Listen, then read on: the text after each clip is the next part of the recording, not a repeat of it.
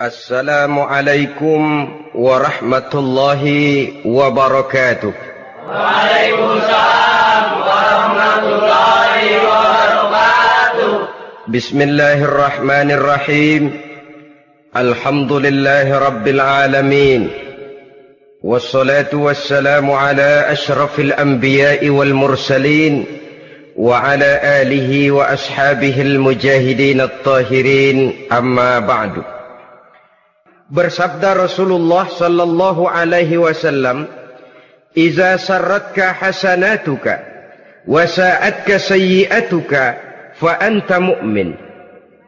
Apabila perbuatanmu yang baik menyebabkan engkau bahagia, apabila perbuatanmu yang baik menyebabkan engkau gembira, dan perbuatanmu yang jahat menyebabkan engkau jadi susah, itulah tanda bahwa di hatimu masih ada iman. Artinya, belum tentu orang yang berbuat baik merasa bahagia dengan kebaikan yang dikerjakannya. Dan tidak selamanya orang yang berbuat jahat sanggup menyesali perbuatan jahatnya. Oleh karenanya, apabila iman masih ada, apabila hati masih hidup, perbuatan yang baik menyebabkan orang gembira, perbuatan yang jahat menyebabkan orang susah dan gelisah hatinya. Ini mengandung pelajaran. Sekali kita berbuat baik, jangan sekali-kali menyesali kebaikan itu. Sebaliknya, satu kali kita melakukan kesalahan, hendaknya selalu menyesalinya. Kadang-kadang dalam kehidupan, karena orang tempat kita berbuat baik itu rupanya membalas air susu dengan air tuba, kita lalu menyesali kebaikan. Lahirlah kata-kata, "Nyesal saya nolong dia." Ibarat pepatah katanya, nolong anjing kejepit. Waktu kejepit setengah mati kita tolongin, begitu selesai dia dari kejepitnya malah kita digigitnya. Saudara hadirin yang saya muliakan, dalam kehidupan sehari-hari barangkali ini kena filsafat yang disebut dorong mobil mogok. Ketika mobil mogok setengah mati kita dorong, begitu mesin hidup ditinggalkannya kita di belakang. Sesungguhnya perbuatan kita yang baik tidak harus disesali. Karena disesali atau tidak, toh perbuatan itu sudah kita lakukan. Dan penyesalan atas segala kebaikan hanya akan mengurangi nilai pahala kebaikan itu sendiri. Berbahagialah apabila berbuat baik, walaupun orang yang kita melakukan kebaikan membalasnya dengan kejahatan. Menyesalah apabila berbuat kesalahan, apabila melakukan dosa, karena itu pertanda nilai iman yang masih hidup dalam jiwa kita. Saudara-saudara kaum muslimin yang berbahagia, jadi sungguh pun pahala dan dosa sesuatu yang abstrak, efeknya jelas dia mendatangkan kebahagiaan atau membawa kepada kegelisahan batin di dalam kehidupan manusia. Orang di zaman materialis kurang terangsang berbuat pahala dan terdorong melakukan dosa. Kenapa? Karena pahala tidak kelihatan, dosa tidak nampak. Kalau pahala kelihatan, barangkali nggak kuat kita mikul pahala. Kalau dosa benjol, umpama tiap bikin dosa palanya benjol, barangkali sudah nggak karu-karuan kepala kita. Baik pahala, baik dosa, sesuatu yang tidak nampak oleh pandangan mata zahir, tapi yang punya efek dalam kehidupan ini. Orang yang banyak pahalanya dengan orang yang banyak dosanya, kalau dia berjalan barangkali sulit kita membedakan. Tapi efeknya dalam kehidupan ini jelas adanya. Sesuatu yang bernama pahala kita perlukan, karena hidup tidak berhenti hingga di sini. Sesuatu yang bernama dosa harus kita hindarkan, karena ada kelanjutan sesudah hidup yang sekarang ini. Kehidupan dari satu pertanggungan jawab. Itu sebabnya Imam Ghazali dalam bahasa yang indah sekali berpesan, "Jaddidis safinah fa innal bahra amiq wa khuziz zad fa innas safara ba'id." Perbarui selalu kapalmu, rawat, jaga baik-baik, dandani kapalmu, fa innal bahra amiq, karena sesungguhnya lautan ini sangat dalam. Satu bahasa yang indah dari tamsil terhadap kehidupan. Perbaiki kapalmu karena lautan ini sangat dalam. Artinya, jaga baik-baik hatimu. Pelihara iman dan keyakinanmu, karena hidup ini bagaikan gelombang lautan. Tempo-tempo air tenang, tempo-tempo ombak menggila dan menggunung. Jaga iman baik-baik karena hidup penuh dengan cobaan dan ujian. Itu maksudnya. Wa khuziz zad fa inna safara ba'id. Dan bawa bekal yang banyak karena perjalanan hidup ini sangat panjang. Perjalanan ini sangat jauh. Kita kalau pergi keluar kota tentu saja membawa bekal. Makin jauh kota yang akan kita tuju, makin banyak bekal yang harus kita bawa. Alangkah sengsaranya manusia apabila dia akan pergi ke satu kota yang jauh, modalnya cuma nekat. Bagaimana nanti di sana sajalah. Tidak membawa bekal sebagaimana yang sewajarnya. Hal yang semacam ini senangnya sih belum tentu, keblangsak dan susahnya sudah kebayang. Itu dalam kehidupan di dunia ini. Bagaimana kalau sudah bicara tentang kehidupan yang akan datang? Karena sesungguhnya hidup ini merupakan satu perjalanan yang sangat panjang. Sejak kita tinggal di alam arwah, pada saat jasad belum lagi diciptakan Allah, ruh sudah diciptakannya lebih dahulu. Sampai kemudian kita pindah ke alam rahim, alam kandungan ibu. Untuk kemudian berpindah kepada kehidupan dunia. Dari dunia ini kita pindah ke alam barzakh. Di sana tinggal kita 100 tahun mungkin, 100.000 tahun mungkin, 1 juta tahun mungkin, menunggu saat datangnya kiamat. Lalu dari alam barzakh pindah kita ke alam akhirat. Satu perjalanan yang sangat panjang. Alangkah malangnya, alangkah sengsaranya, jika tahu kita begitu panjangnya perjalanan hidup ini, tidak ada bekal yang kita bawa. Artinya kesengsaraan, kesulitan yang bertali-tali sudah jelas akan menimpa kita. Kalau pergi kita keluar kota membawa bekal uang, membawa bekal makanan, apa bekal yang mesti kita bawa? Apabila kita kembali ke alam barzakh, kembali ke alam kubur, berkumpul di padang mahsyar di akhirat nanti, nasi yang mau kita bawa, uang yang mau kita bawa, tentu tidak lagi. Karena kehidupan materialis selesai di atas liang lahat. Bila masuk kita ke liang lahat, disitulah pahala dan dosa memegang peranan yang sangat penting. Maka pada pertemuan malam ini, kita akan bicara tentang pahala dan dosa itu. Saudara-saudara kaum muslimin rahimakumullah. Yang dinamakan pahala, kata Imam Ali Al-Jurjani dalam kitab At-Ta'rifatnya, ma yastahiqqu bihi ar-rahmatu wal maghfiratu minallahi ta'ala. Sesuatu yang pelaksananya berhak untuk mendapat rahmah dan ampunan dari Allah. Dengan kata lain, nilai pahala adalah akibat dari perbuatan-perbuatan di dalam melaksanakan perintah dan anjuran yang ada di dalam kehidupan agama. Apabila perintah dan anjuran kita laksanakan, nilai pahala itu lalu datang. Nah, nilai pahala dalam Islam, menurut konsepsi Quran, Allah menjelaskan, man jaa bil hasanati falahu asyru amsalihha.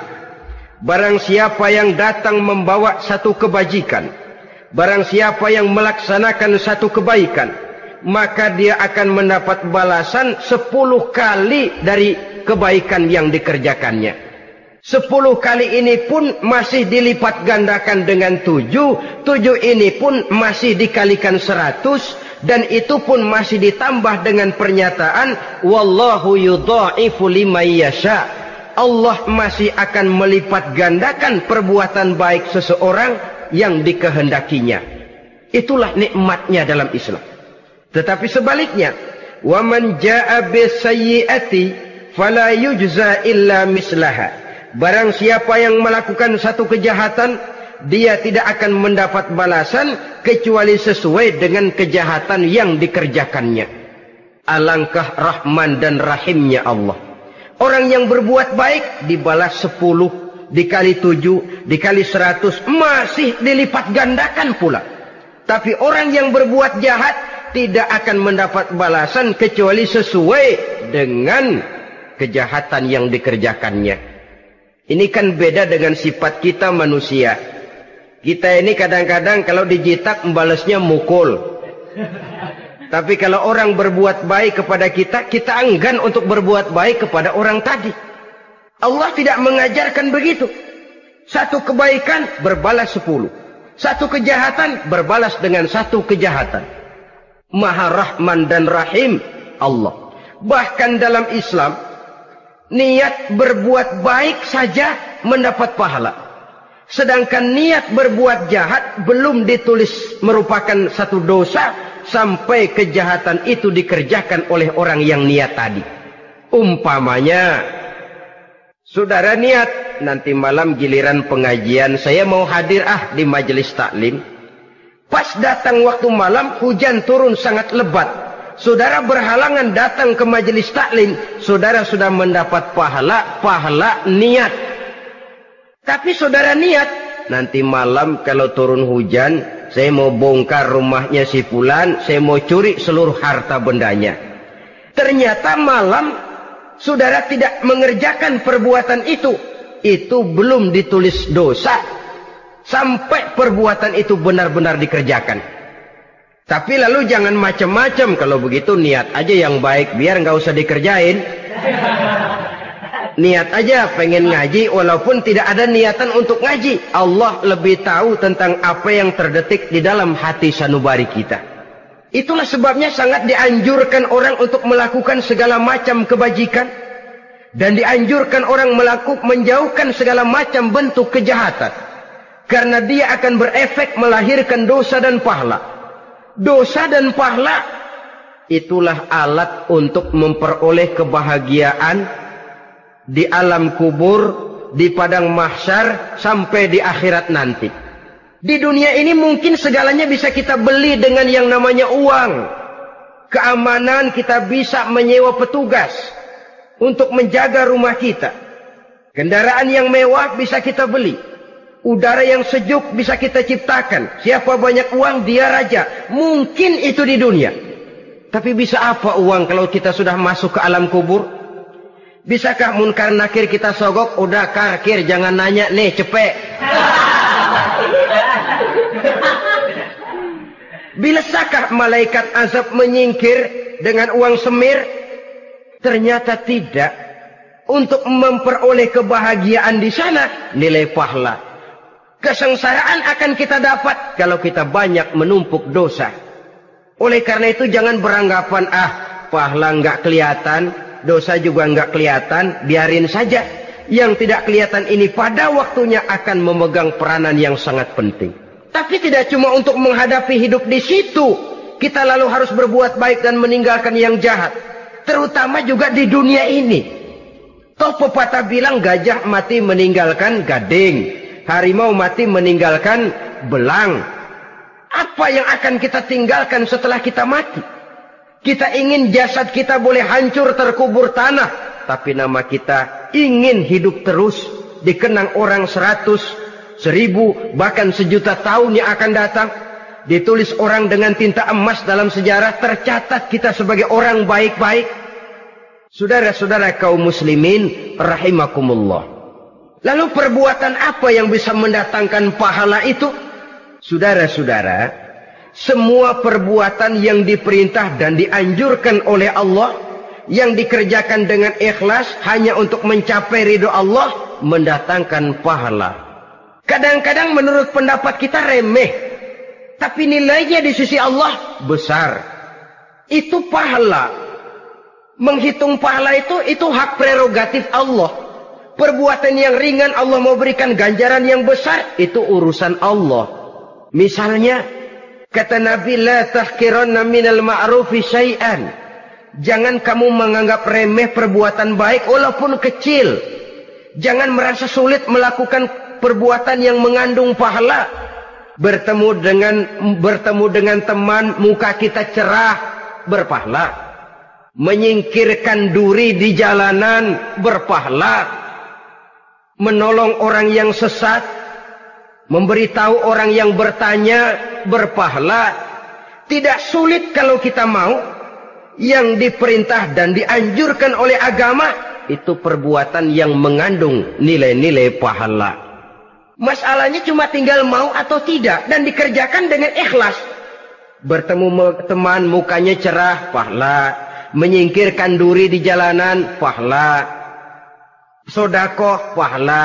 Tidak berupa perbuatan, bisa berupa ucapan. Misalnya bersolawat, pahala. Bertasbih dan bertahmid, pahala. Kata Nabi, kalimatani khafifatani 'alal lisan, saqilatani fil mizan.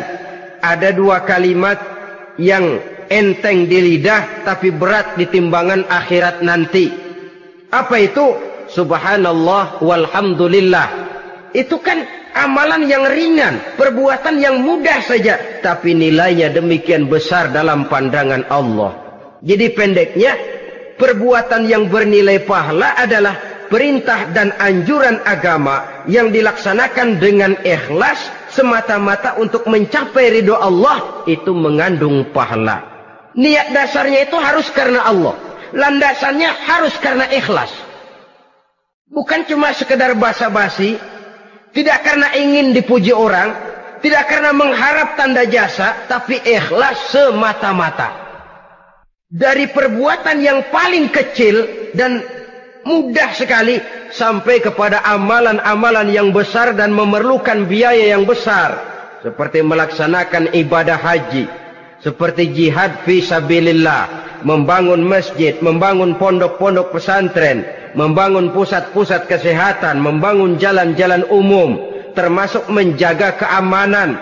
Jangan dikira loh, siskamling umpamanya, menjaga keamanan kampung tidak berpahala. Kalau diniatkan ibadah, menjaga ketenangan warga supaya mereka tekun ibadah, ikhlas karena Allah, itu juga bernilai ibadah. Keluar kita dari rumah, pergi pagi, pulang sore, peras keringat, banting tulang cari nafkah buat menghidupi anak istri kita. Kalau diniatkan ibadah, melaksanakan kewajiban sebagai kepala rumah tangga, membantu orang tua sebagai anak, itu juga perbuatan-perbuatan yang mengandung pahala. Yang terbaik sesuai dengan bidang kehidupan kita. Ada orang yang dinamakan abid, ahli ibadah, pahala yang paling baik bagi dia, banyak-banyak tahajud, sembahyang malam, wirid, zikir, tasbih.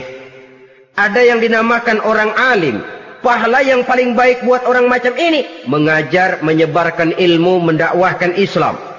Ada yang disebut wali, pejabat pemerintah, petugas. Amalan pahala yang paling baik buat orang semacam ini, melayani masyarakat, bekerja di bidangnya sesuai dengan profesinya. Saudara hadirin yang saya hormati, jadi dengan demikian, perbuatan-perbuatan yang mengandung nilai-nilai pahala ini bisa perbuatan yang menurut kita kecil namun punya nilai besar. Apalagi perbuatan besar dengan biaya yang besar, tentu makin besar juga pahala yang disediakan oleh Allah Subhanahu wa ta'ala. Oleh karenanya, kalau kita bercermin dari ayat Quran, hidup ini kesempatan untuk berbuat baik. Huwallazi khalaqal mauta wal hayata liyabluwakum ayyukum ahsanu amala.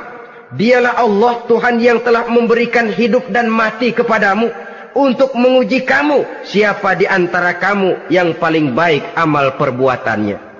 Jadi tidak saya rinci, tapi cukuplah satu penjelasan global. Perbuatan yang berpahala adalah perbuatan melaksanakan perintah Allah atau anjuran Allah dengan dasar ikhlas, dengan tujuan untuk mencapai ridho Allah semata-mata. Lalu apa perbuatan yang mengakibatkan dosa itu? Saudara-saudara, dosa lahir akibat melakukan larangan Allah atau mengerjakan yang dicelaknya. Nah, para ulama ada yang membagi dosa itu menjadi dua bagian. Ada dosa-dosa kecil, ada dosa-dosa besar. Tetapi sebenarnya ditinjau dari segi hakikatnya, kalau sudah melakukan satu kesalahan yang mengakibatkan dosa, jangan dilihat besar dan kecilnya, tapi kepada siapa dosa itu kita kerjakan. Sebab kalau dosa kita anggap satu yang kecil, orang akan terangsang untuk mengerjakan yang kecil-kecil saja. Sehingga dengan demikian, yang kecil pun akan menjadi besar kalau ditumpuk-tumpuk. Sedangkan yang besar bisa saja menjadi kecil kalau selalu diiringi dengan permohonan ampun kepada Allah. Itu sebabnya para ulama sufi, orang-orang tasawuf mengatakan, la saghair ma'al istimrar wala kabair ma'al istighfar. Tidak ada dosa yang kecil kalau dikerjakan terus-menerus, dan tidak ada dosa yang besar kalau digempur tiap saat dengan perbuatan istighfar atau memohon ampun kepada Allah Subhanahu wa taala. Cuma saja pada umumnya, karena dosa-dosa kecil itu lebih mudah taubatnya, dan ada janji Nabi, barang siapa yang meninggalkan dosa-dosa besar akan diampuni dosa-dosanya yang kecil-kecil. Oleh karena itu, pada kesempatan ini kita akan juga bicarakan apa saja yang termasuk klasifikasi dosa-dosa besar, dengan harapan kita bisa menjaga diri, menyelamatkan diri, jangan sampai terjatuh ke dalam dosa-dosa yang besar tadi. Tetapi bukan berarti kita harus terangsang melakukan dosa-dosa yang kecil. Biarin kecil ini, tobatnya gampang. Dosa kelas teri. Dosa itu kan tidak kelihatan. Lalu terangsang melakukan perbuatan dosa-dosa walaupun kecil. Kalau berlarut terus-menerus, dia akan tumbuh menjadi dosa yang besar. Oleh karenanya, jangan sampai mengundang pengertian kalau kita membicarakan dosa-dosa yang besar lalu terangsang melakukan dosa-dosa yang kecil. Karena bagaimanapun juga dosa kecil dan dosa besar sama dalam arti kepada Allah kita melakukan kesalahan. Dan dosa yang kecil pun kalau bertumpuk, dia akan menjadi banyak. Saudara-saudara kaum muslimin rahimakumullah, ada beberapa jenis dosa-dosa besar. Jenis yang pertama, asyirku billah, syirik atau menyekutukan Allah. Dari sekian deretan dosa-dosa besar, syirik ini merupakan bapak moyangnya dosa. Dedengkotnya dosa, itu syirik, menyekutukan Allah. Bahkan dosa yang lain Allah masih mau mengampuni. Tapi kalau sudah syirik, menyekutukan Allah, itu sudah satu dosa yang tidak berampun sama sekali. Oleh karena itu tepat pesan Imam Ghazali tadi. Jadi di safinah fa innal bahra amik. Jaga iman, pelihara akidah, dandani kapal. Karena hidup ini gelombang lautan sangat dalam, hidup banyak cobaan.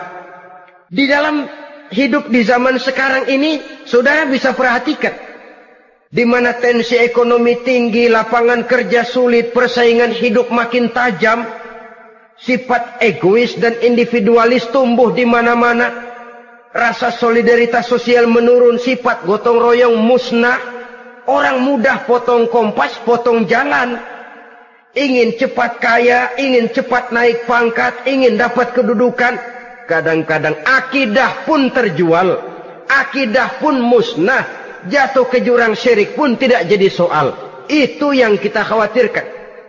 Kalau dosa-dosa yang lain Allah masih mau mengampuni, tapi kalau sudah jatuh kepada syirik, Allah sama sekali tidak akan memberikan ampun. Dalam kaitan dengan ini barangkali tepat sinyalemen Imam Ali itu. Andai kata kemiskinan merupakan satu kepribadian, saya akan membunuhnya lebih dahulu. Artinya memang kemiskinan ini sering mendorong orang kepada jurang kemusyrikan. Tidak tahan menghadapi godaan perut akibat tensi ekonomi yang tinggi, lapangan kerja yang sulit. Iman pun jadilah ditukar dengan 3 liter beras. Akidah pun jadilah dibarter dengan 3 bungkus supermi, dengan pakaian bekas, dengan obat-obatan. Tidak jadi soal baginya mengejar kebahagiaan yang relatif singkat dengan mengorbankan kebahagiaan yang abadi. Persis ibarat pepatah, nyari jarum kampak hilang. Mencari sesuatu yang kecil, yang besar jadi sia-sia. Membela perut, mengorbankan akidah. Na'udzubillah summa na'udzubillah. Saudara-saudara kaum muslimin rahimakumullah. Ini fakta. Ini kenyataan. Dan hal semacam ini tidak bisa diatasi cuma dengan ceramah, simposium, diskusi, seminar. Apalagi Nabi berpesan, solahu ummati bil ilmi wal mal. Umatku hanya bisa menjadi baik akidahnya dengan ilmu dan harta. Itu bahasa Nabi. Kalau bahasa kita sekarang, dengan ekonomi dan pendidikan. Ilmu, pendidikan, ekonomi, harta. Tanpa itu sangat besar kemungkinan kita bisa menjual akidah terjerumus di lembah kemusyrikan. Maka terutama kepada saudara-saudara saya, muslimin yang terpencil jauh dari kota-kota besar, yang kadang dalam kehidupan seharinya imannya sering digoda oleh supermi, akidahnya sering ditantang oleh pembagian beras, pakaian-pakaian bekas, obat-obatan dan sebagainya. Jaga dan bentengi akidah kita. Lebih baik nyawa berpisah dari badan, asal iman jangan berpisah dari hati.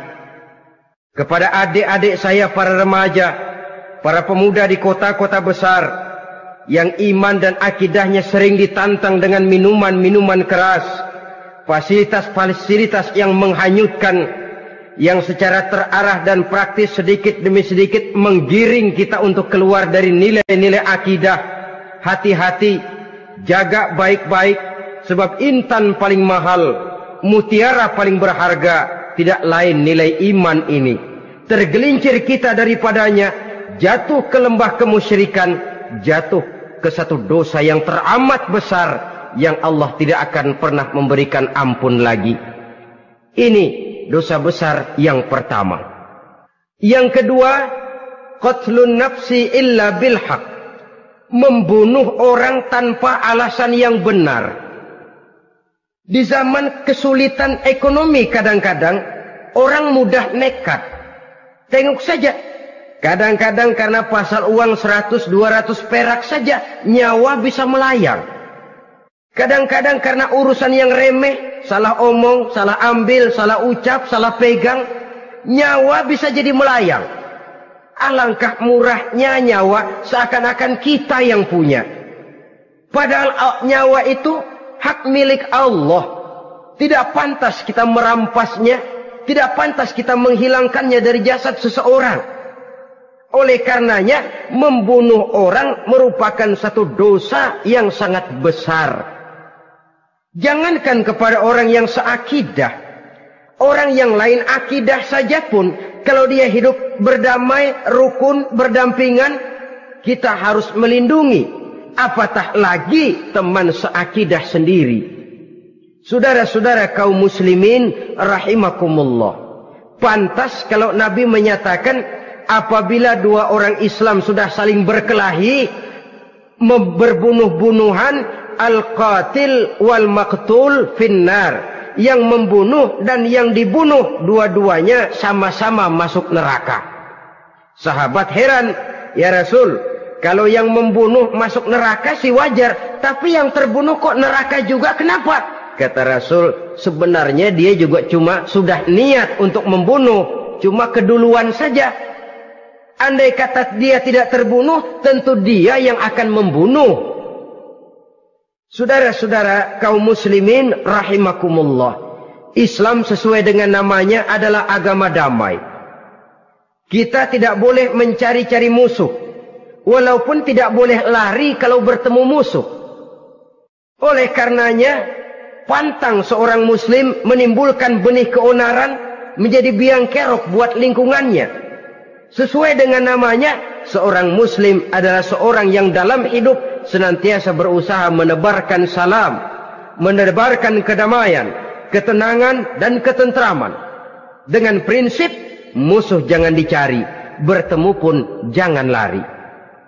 Yang ketiga, termasuk dalam kelompok dosa besar ini, syurbul khamr, meminum minuman keras. Termasuk di dalam kata khamr ini ganja, morfin, narkotik. Sebab apa? Jenis minuman semacam itu tidak hanya merusak keadaan sekarang, tapi sekaligus merusak kehidupan yang akan datang. Kalau itu jatuh di tangan generasi muda, artinya kan merusak kehidupan masa depan daripada suatu bangsa.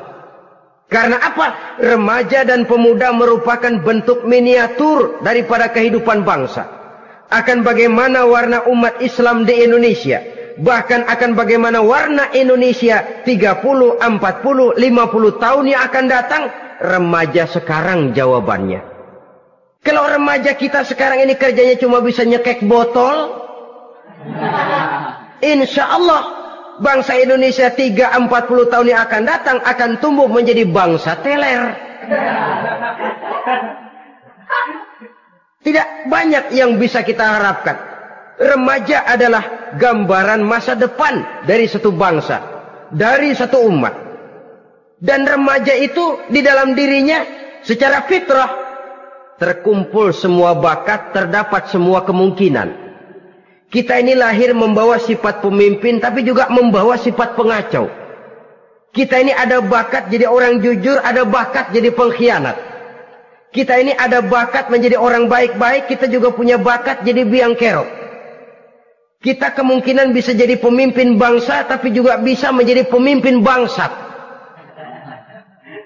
Nanti lingkungan dan pendidikan akan menumbuhkan, membentuk mana yang tumbuh lebih subur. Kalau lingkungan dan pendidikannya lebih banyak bercerita tentang kejujuran, maka nilai kejujuran yang akan tumbuh lebih banyak dalam jiwanya. Dan insya Allah diharapkan dia akan menjadi manusia yang jujur di kelak kemudian hari nanti. Dan masalah minuman keras ini sebenarnya berkait. Kita tidak bisa cuma menyalahkan remaja saja, menyalahkan pemuda saja, karena bagaimanapun masalahnya kompleks. Menghancurkan sesuatu tanpa melihat kausalnya, tanpa melihat sebab akibatnya kan sama juga bohong.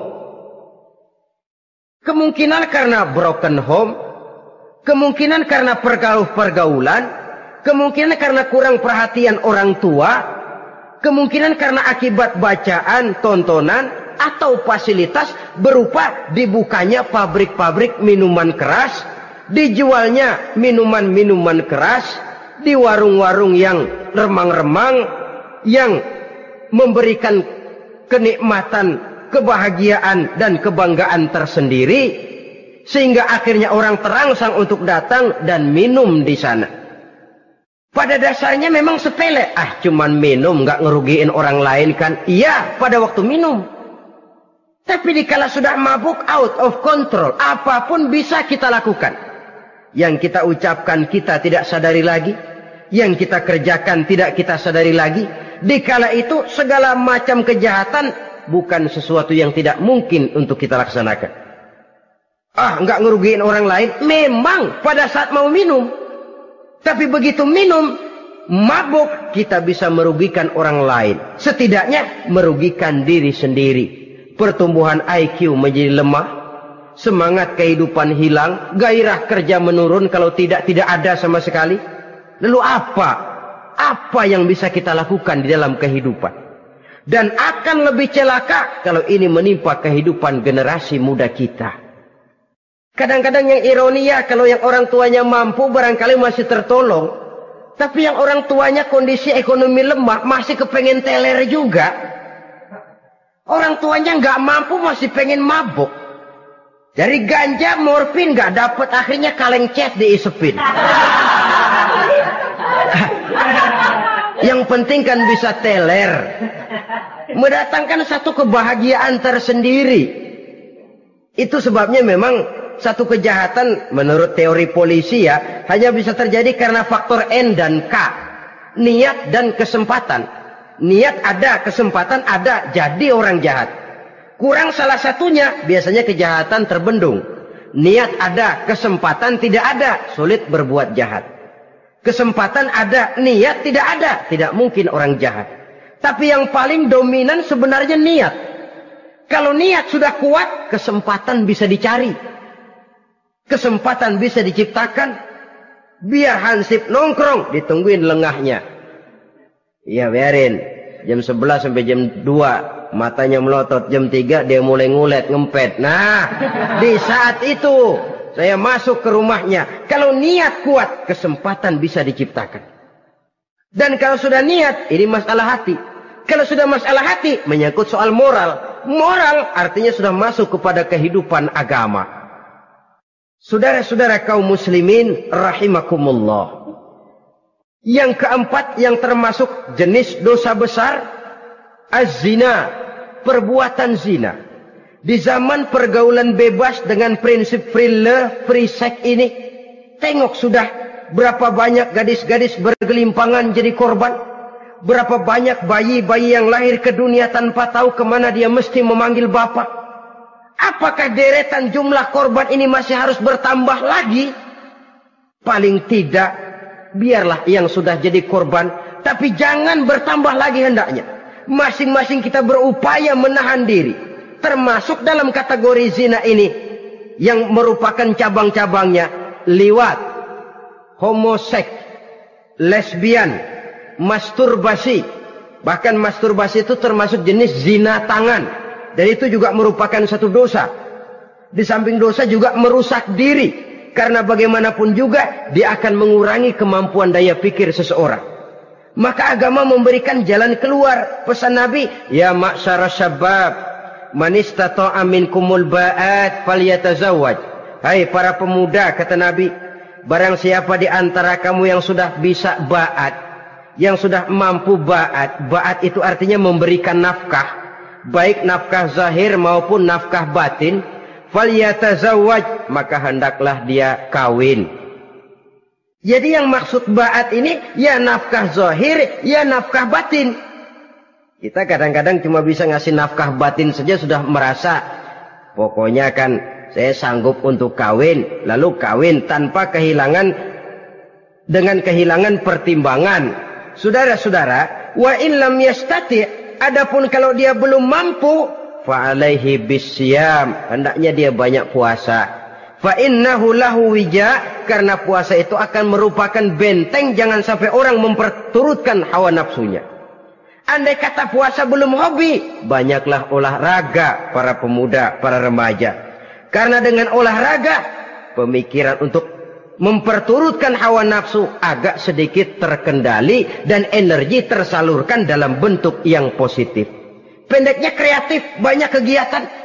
Ini pesan Imam Syafi'i tepat itu. Kata beliau, inni ra'aitu wuqufal ma'i yufsiduh insala toba wa illam yajri lam yatib.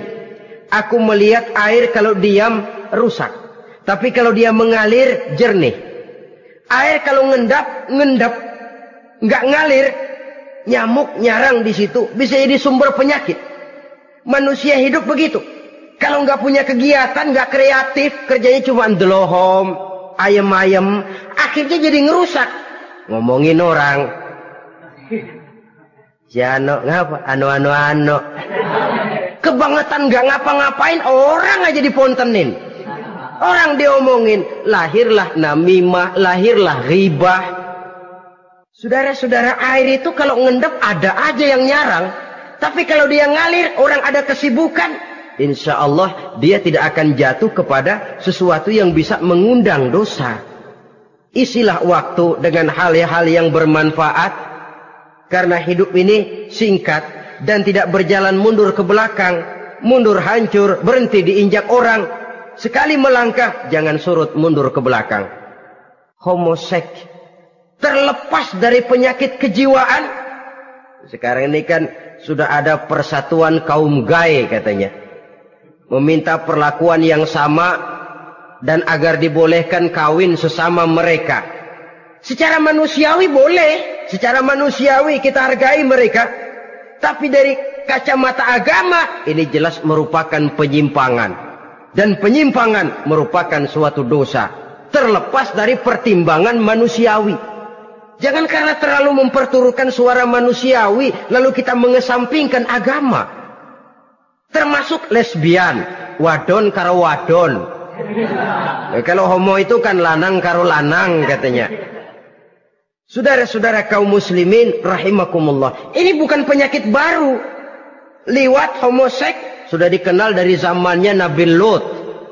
Laki dengan laki. Lesbian dari zaman istrinya Nabi Lut. Terlepas dari penyakit kejiwaan, dari segi agama, ini merupakan penyimpangan dan merupakan dosa yang besar. Yang kelima, yang termasuk jajaran dosa kelas kakap, qazful mu'minina wal mu'minat, menuduh orang mukmin yang baik-baik, laki atau perempuan, melakukan perbuatan zina sehingga hancur namanya di masyarakat. Ini merupakan satu perbuatan dosa yang sangat besar dan sangat dimurkai oleh Allah. Saudara-saudara kaum muslimin rahimakumullah. Oleh sebab itu tentang masalah ini, kalau memang tidak ada saksi, jangan sembarang kita enteng lidah menuduh orang lain berbuat zina, menuduh orang lain berbuat serong. Dosanya kelewat besar di dalam kehidupan. Karena apa? Mencari harga diri itu berat, memelihara kehormatan diri jauh lebih berat. Satu kali orang dihancurkan namanya di masyarakat, dia akan terisolir jadinya. Oleh karenanya, berlindung kita kepada Allah, jangan sampailah dihinggapi oleh sifat ini. Karena sentimen kita kepada seseorang, karena hasad kita kepada seseorang, tidak senang melihat orang lain lebih maju, lalu lidah ini seenaknya saja mengucapkan kata. Padahal sanksi dan resikonya sangat besar. Yang kita tuduh barangkali mendapat pahala dari Allah. Kita sendiri yang menuduh tanpa saksi, tanpa alasan yang benar, mendapat dosa yang sangat besar. Saudara-saudara, memang kadang-kadang aneh dalam hidup ini. Seorang pelacur biasanya bisa menjaga mulutnya di masyarakat, kata-katanya baik, sopan. Kenapa? Karena mulut yang satu sudah tidak terjaga.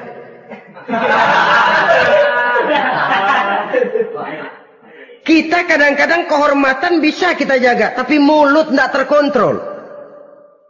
Ngomong saenake dhewe, bikin orang mangkel, kesal, fitnah sana, fitnah sini, menghancurkan nama baik orang, ngomongin yang macam-macam. Bagai-bagai macamlah caranya. Saudara-saudara kaum muslimin yang berbahagia. Jadi dengan demikian, menuduh orang lain berbuat zina, sedangkan orang itu tidak pernah melakukannya, ini termasuk satu dosa yang sangat besar di dalam kehidupan ini. Yang keenam, al-'aqu bil walidain, durhaka kepada ibu bapak. Seorang anak, bagaimanapun banyak nilai ibadahnya, banyak kebaikan di masyarakat, menyandang berbagai macam gelar, pangkat dan jabatannya tinggi, tapi kalau sudah durhaka kepada kedua orang tuanya, alamat hidup tidak lagi membawa keberkahan. Dan itu dosa yang sangat besar. Sampai Nabi sabdakan, ridho Allah ada di dalam keridhaan ibu bapak. Murka Allah pun ada di dalam kemurkaan ibu dan bapak. Walaupun belum tentu setiap kita orang tua, tapi yang jelas setiap kita adalah anak. Dan setiap anak punya ibu dan bapak. Jangan sampai kacang lupa kepada kulitnya. Saudara-saudara kaum muslimin rahimakumullah. Durhaka kepada ibu bapak merupakan perbuatan yang sangat dimurkai oleh Allah. Apalagi ibu yang telah melahirkan kita, bahkan mengandung kita. Begitu juga bapak yang telah berusaha peras keringat banting tulang untuk mengasuh membesarkan kita. Tidak ada perbuatan baik yang kita lakukan untuk bisa menebus kebaikan daripada ibu dan bapak kita. Setidaknya kalau belum bisa berbuat baik kepadanya, kepada keduanya, janganlah menyakiti hati keduanya. Itu saja dulu yang harus dijaga. Kadang-kadang sudah berbuat baik enggak, nyakitin melulu. Sudah nyenangin belum bisa, saban sehari nyakitin saja. Padahal kedua orang tua itu doanya manjur, sebagaimana sumpahnya juga bisa jadi kenyataan. Dan sering bahkan menjadi kenyataan. Sampai ibu bapak sudah wafat, sudah meninggal sekalipun, kewajiban berbakti masih harus terus dilakukan oleh seorang anak. Lalu yang ketujuh, at-tawalli yaumaz zahfi, berpaling pada hari pertempuran. Orang sedang sibuk-sibuk menghadapi musuh, maksudnya berjuang membela agama ini, dia lari menyelamatkan diri. Pengecut, mental munafik. Ayo, kalau demi agama, mari kita maju ke depan. Allahu Akbar. Yang besar Allah, yang lain kecil semua. Maju. Orang lain maju serentak, dia mundur jauh ke belakang. Mental munafik, mental calo, istilah sekarang ini. Oh, itu calo, mental calo. Tuhan gedek banget itu. Coba ya, calo itu paling sibuk nyuruh penumpang naik. Tapi sementara penumpang naik sampai ke tempat tujuan masing-masing, calonya nggak kemana-mana, diem aja di situ. Cuma orang aja disuruh naik. Saudara-saudara, kerja bakti, orang turun ke comberan, dia naik ke tempat tidur. Mundur di hari pertempuran, menyebabkan orang lain gugur, dia sendiri menyelamatkan diri. Mental pengecut, mental munafik, itu merupakan dosa yang sangat besar. Saudara-saudara kaum muslimin rahimakumullah. Itu sebabnya agama itu memerlukan keberanian. Memang, tapi bukan keberanian yang tanpa perhitungan. Sebab berani tanpa berhitung namanya berani babi. Kita berani kalau benar, kita harus takut kalau salah. Jangan dibalik. Salah berani, nekat namanya. Benar takut, pengecut namanya. Orang yang pengecut adalah orang yang takut membela kebenaran. Orang yang nekat sesungguhnya udah salah nggak malu lagi. Udah salah nekat lagi. Merasa rugi berbuat kebaikan, puas kalau berbuat kejahatan. Padahal Nabi pesan, siapa yang berbuat dosa sambil tertawa, nanti dia akan masuk neraka sambil menangis. Karena itu dipesan pula di dunia ini, sering-seringlah mencuci mukamu dengan air mata taubat. Cuci lidahmu dengan zikir kepada Allah. Bersihkan hatimu dengan air ikhlas. Saudara-saudara kaum muslimin rahimakumullah. Kan ada toh orang berbuat baik nggak gembira. Tapi berbuat jahat malah puas. Atau sama saja orang lain berbuat baik, hatinya kesel. Orang lain berbuat jahat, dia malah mendukung. Atau orang lain tergelincir berbuat jahat, dia malah girang. Ini kan tidak objektif. Karena yang berbuat baik, orang yang dia keselin, dia nggak seneng. Tetapi karena yang berbuat jahat, orang yang dia senengin, dibenerin juga. Itu nggak objektif namanya. Mundur di hari pertempuran pada saat saudara-saudara kita sedang menghadapi musuh, sikap pengecut yang sangat dibenci Allah. Yang kedelapan, termasuk kelompok dosa besar, aklu malil yatim, makan harta anak yatim. Kadang-kadang ada orang mengeksploitir loh nasib anak-anak yatim. Karena biasanya para dermawan peka kalau mendengar nasib yatim, memberikan santunan. Si yatim belum makan, yang ngurusin udah pada kenyang. Mengeksploitir, memakan harta anak yatim termasuk dosa yang sangat besar. Sehingga Nabi pesan, ana wa kafilul yatim kahataini yaumal qiyamah. Aku dan orang yang menyantuni anak yatim seperti dua jari ini di hari kiamat. Rumah yang paling dimuliakan Allah adalah rumah yang di dalamnya ada anak yatim yang hidupnya dihormati, hidupnya disantuni, keperluannya dicukupi. Maaf saja, tahap kita menyantuni anak yatim ini baru tahap setahun sekali. Kalau Muharram kita agungkanlah, kita besarkan. Lebaran yatim katanya. Kita kumpulkan dana, kita usap kepala yatim, kita kumpulkan beras, kita bagikan hari itu. Perkara bulan depan kelaparan, kita tutup kuping. Perkara bulan berikutnya dia kelaparan, kita masa bodoh. Bahwa di bulan Muharram kita santuni yatim piatu itu sudah baik. Tapi akan lebih baik lagi kalau kita sanggup menjadi bapak asuh mereka, memikirkan sekolah mereka, ada kontinuitas. Kalau mereka diasuh oleh orang lain, lalu bertukar agamanya, berpindah akidahnya, kita ngomel habis-habisan. Tapi kita ada kemampuan, kita tidak mau berbuat semacam itu. Ya sama juga bohong namanya. Saudara-saudara kaum muslimin rahimakumullah. Orang yang menyantuni yatim mendapat pahala besar. Tapi orang yang mengkorup harta anak yatim, dosanya juga sangat besar. Berhati-hatilah kalau kita diberikan kepercayaan oleh masyarakat untuk mengurus anak-anak yatim. Karena pahalanya besar, resikonya juga besar. Yang kesembilan, syahadatuz zur, sumpah palsu. Sebab sumpah palsu ini menggunakan nama Allah untuk sesuatu yang tidak benar. Nama kita saja dibawa untuk yang tidak benar, kita jengkel. Nama kita dipalsukan untuk sesuatu yang tidak baik, kita kadang-kadang jengkel, tidak puas jengkel, menuntut melalui saluran hukum. Kenapa? Nama saya dicatut. Bagaimana lagi kalau nama Allah kita pakai untuk bersumpah, sumpahnya palsu, menguntungkan kita, merugikan orang lain, Allah murka betul. Maka sumpah palsu termasuk deretan dosa-dosa besar. Apalagi yang ke-10, aklur riba, makan riba alias renten. Ini kan yang cepat mendatangkan uang. Kadang-kadang kalau yang bikin riba itu orang awam barangkali, ya masih kita maklumi. Kadang-kadang penyakit ini datang menimpa mereka juga yang kita kenal kebaikannya. Bahkan suka datang ke musola, rajin ke masjid. Kadang-kadang riba masih dimakannya. Karena cara cari duit paling enak. Duit utuh, tambahnya terus masuk. Na'udzubillah summa na'udzubillah. Itu yang diibaratkan dalam perjalanan Mi'raj. Waktu Nabi diperlihatkan neraka. Orang perutnya sebesar rumah, dililit ular.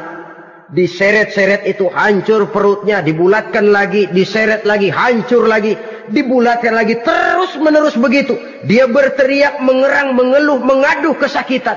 Nabi tanya, itu apa Jibril? Itu contoh dari umatmu yang suka makan riba Muhammad. Makan renten. Saudara-saudara, ini kan mencekik leher orang. Orang sedang kesulitan. Kelihatannya sih baik, menolong. Tapi di belakang menolong itu nyekek. Di belakang nolong itu nyekek. Dan nyekek itu sebenarnya tujuan utamanya. Orang yang menjalankan riba pada dasarnya tidak punya perikman kemanusiaan kok. Kalau dia kelihatannya mau menolong, kelihatannya motifnya mencari untung di belakang itu. Jauh dari kemanusiaan. Yang ke-11, saudara-saudara, termasuk jajaran dosa besar itu qat'ur rahim. Memutuskan silaturahmi. Marah, hobi sama marah. Kalau 3 hari nggak marahan sama orang, ngebet palanya. Selalu nyari gara-gara. Kalau udah marah berlaku perpanjangan waktu. Tahun, 2 tahun, kadang-kadang seumur hidup. Saudara hadirin yang saya muliakan. Apalagi mengurangi timbangan termasuk kelas dosa besar. Makan suap termasuk dosa besar. Semir menyemir dosa besar. Apalagi bunuh diri. Nah ini, bunuh diri dosa besar.